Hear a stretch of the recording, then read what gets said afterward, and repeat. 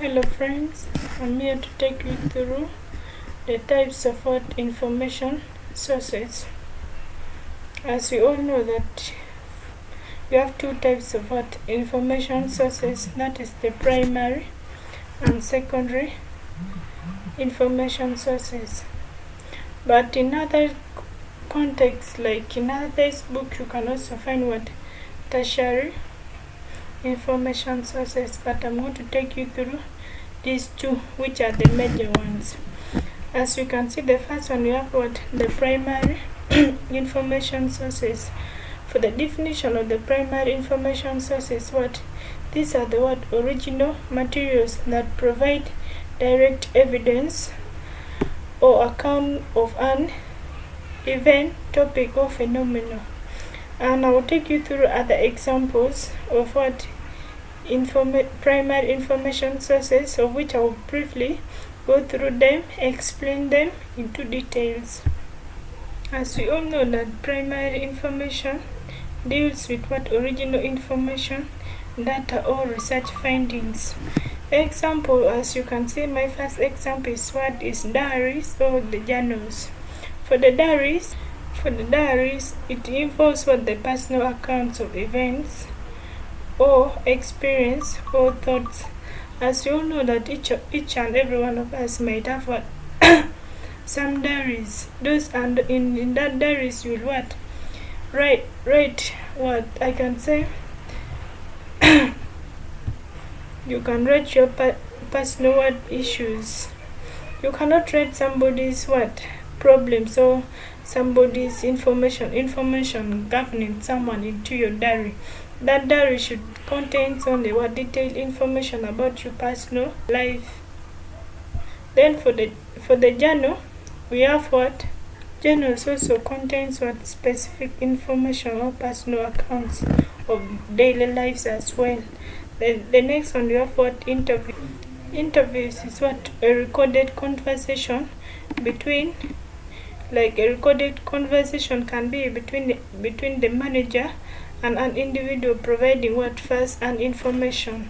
Like for example, if you are applied for a given job, then you are called for an interview by the manager. You can't provide the wrong information.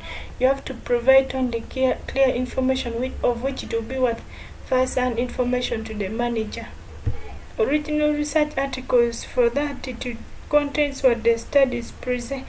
These are the studies presenting new findings. For example, a scientific paper detailing an experiment, like an experiment containing a given topic. Or perhaps you can say original research studies published in the academic journals. The photographs and the artworks, these are the original images or creative works that capture a moment or an idea. And we have others that I didn't include here in my type outline, like letters, and that letter is a correspondence between individuals or organizations. The next one we have the government reports. These are the official documents published by the government agency. Those one you can find them in those articles that contains majorly actually, let me say, in the Google Scholars. In the Google Scholars, you can find most of the published work there, where you can extract other informations that you want. Then you have about data sets. The data sets are the raw data collected from experiments or survey or observations.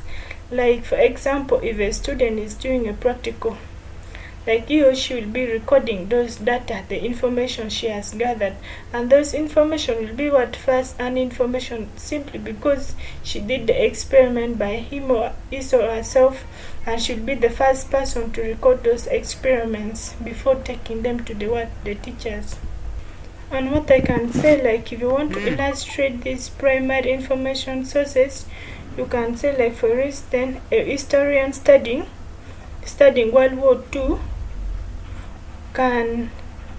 use those primary sources, like using the government reports on military operations while doing their research. They can use that to cite in their work, or letters from the generals.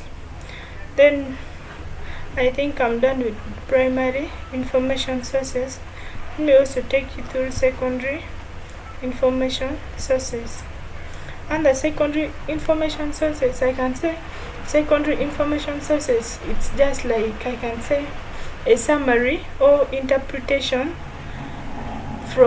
got from primary sources, and these provide context and complementary on the original materials. They complement, or you just add on addition. Examples include we have the books, the review articles, the documentaries. But briefly, let me take you through each of them. The first one, you have books, and these books are what? The books are the textbooks that analyze the primary sources. As I told you that secondary sources summarizes what is in primary sources.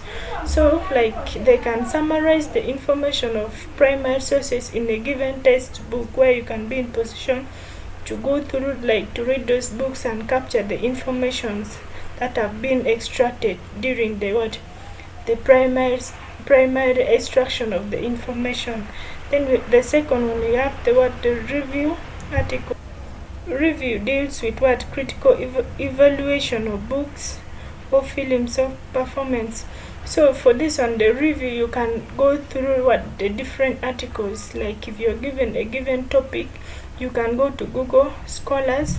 You will find actually other works that have been published over in 2002, 2000 but you're supposed to pick the information, I can say, for the past 5 years, not again going for information of 2000 when we are in now 2025. So actually you're supposed to be current with new changes. You're supposed to adjust when you're picking those information, so you can review those articles that are in the Google Scholars and be in position to find the information that you want. For documentaries, I can talk about the films that interpret historical events. So those, like, if you try to follow those films, you can be in position to, like, how can I say, get information or the things that has been happening in those past years. So this is all I have for the types of information sources, that is the primary and secondary. Thanks. I hope you have gotten all what you wanted about information sources.